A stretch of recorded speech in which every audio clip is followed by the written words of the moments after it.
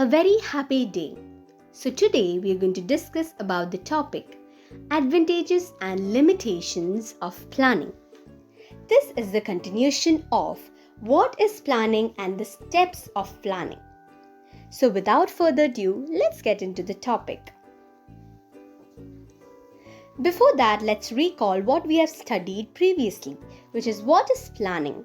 Planning is the fundamental management function which involves deciding beforehand what is to be done, when is to be done, how it is to be done, and who is going to do it. It is an intellectual process which lays down an organization's objectives and develops various courses of action by which the organization can achieve those objectives. It can also be called that it chalks out exactly how to attain a specific goal. Here, the goal is defined as the organizational goal. So, what are the advantages of planning? Planning is one of the crucial functions of management. It is basic to all other functions of management. There will not be proper organization and direction without proper planning. It states the goals and means of achieving them. So the first advantage of planning is that attention on objectives. Planning helps in clearly laying down objectives of the organization. The whole attention of management is given towards the achievement of those objectives. There can be priorities in objectives, important objectives to be taken up first and the others to be followed after them. The second advantage is that minimizing uncertainties. Planning is always done for the future. Nobody can predict accurately what is going to happen. Business environments are always changing. Planning is an effort to foresee the future and plan the things in a best way possible. Planning certainly minimizes future uncertainties by basing its decision on past experiences and present situations. Now let's go to the third advantage, which is better utilization of resources. Another advantage of planning is the better utilization of resources of the business. All the resources are first identified and then operations are planned. All resources are put to best possible uses. The fourth advantage is that economy in operations. The objectives are determined first and then best possible course of action is selected from achieving these objectives. The operations selected being better among possible alternatives, there is an economy in operations. The method of trial and error is avoided and resources are not wasted in making choices. The economy is possible in all departments, whether production, sales, purchases, finances, etc. Now let's go to the third advantage, which is better coordination. Objectives of the organization being common, all efforts are made to achieve these objectives by a concerted effort of all. The duplication in efforts is avoided.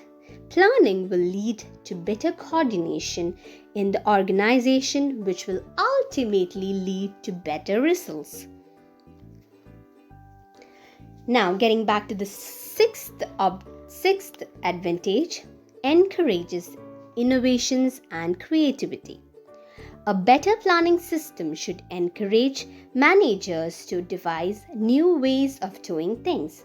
It helps innovative and creative thinking among managers because they will think of many new things while planning.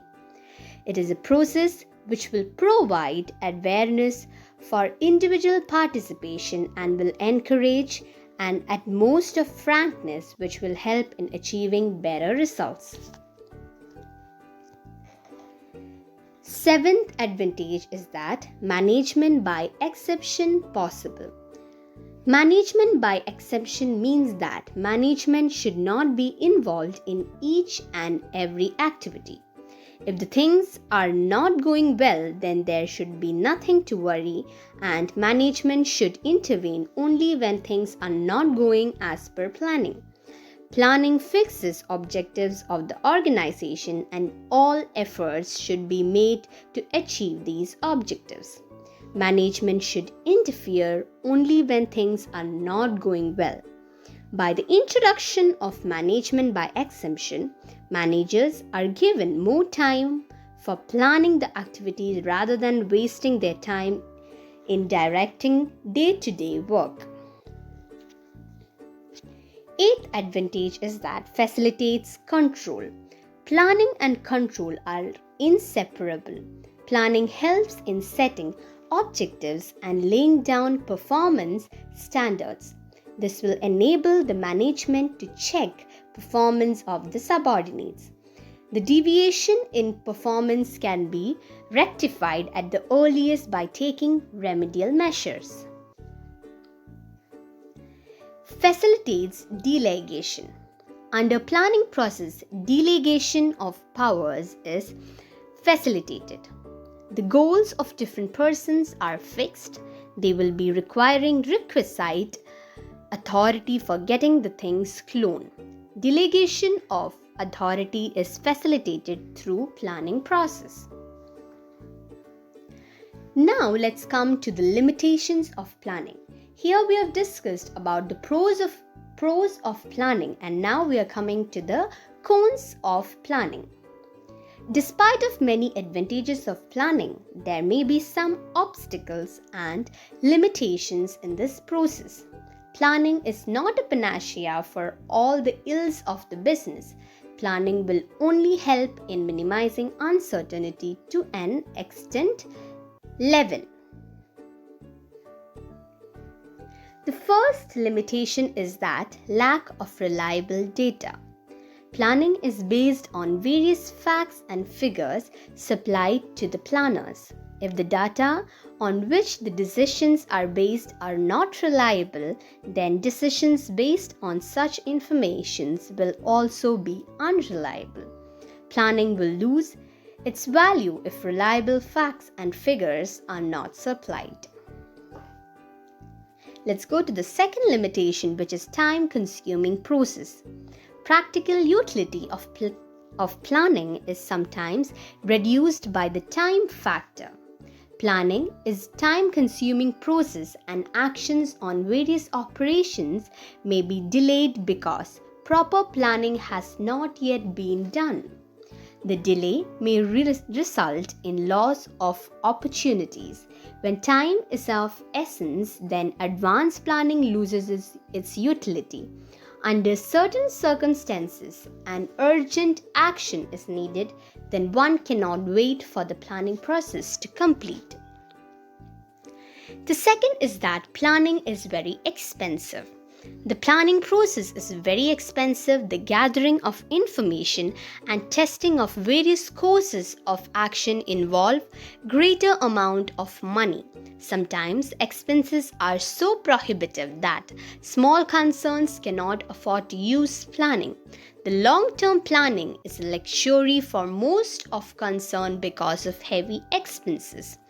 The utility derived from planning in no case should be less than expenditure incurred on it. According to Heinemann, the cost of planning should not be excess of its contribution, and a wise managerial judgment is necessary to balance the expense of preparing the plan against the benefit derived from them. Now let's go to the fourth limitation, which is external factors may reduce utility. Besides internal factors, there are external factors too which adversely affect planning. These factors may be economic, social, political, technological, or maybe legal. The general, national, and international climate also acts as limitation on the planning process. The fifth one is that sudden emergencies. In case sudden emergencies arise, then the need of the hour is quick action and not advanced planning. These situations may not be anticipated.